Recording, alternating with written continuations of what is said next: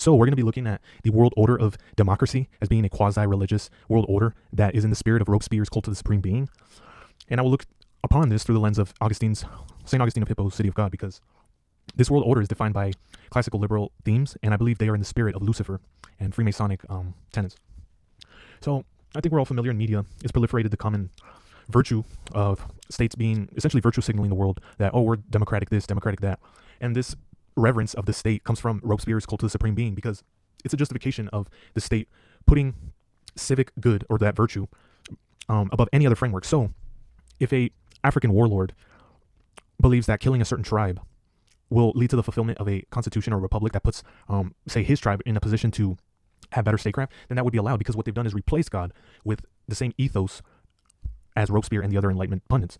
And these figureheads would say, well, it's justified because it's looked through the lens of civic duty to put the Republic's constituents before any other thing. So therefore, you can guillotine this guy and murder this person.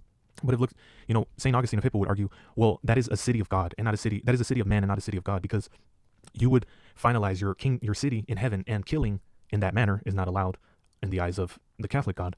So I know we're all familiar with the, how, like, I put Putin up here because even like Putin will say he's a good example, but Russia does do this where they kind of do the song and dance of democracy, right? You see people voting, but it's like a dictatorship, and he's very clever. He doesn't actually say that they're officially Catholic. It's not a theocracy, right? But they do the whole democracy thing. But I just put them up because they'll talk about it. But there's numerous nations and guerrilla groups that put, oh, democratic force this, like North Korea's official name is the Democratic People's Republic of Korea, and it's like this world order where that virtue is seen as so high, but it just comes from the Enlightenment, because it's like universalism, believing that everybody should have a vote rather than divine, right. And it actually comes from a Luciferian place, Freemason place. So that's why I'm trying to send the status quo in the other direction. The only way you can define what is good is it through the eyes of a Catholic. So what I mean by that is the moral framework of your society must be Christian theological indifferentism. So you cannot have this universalism where, oh, we can follow that God, this citizen can follow this God, that citizen can follow that God, and we just believe in this vague moral framework. It just doesn't work.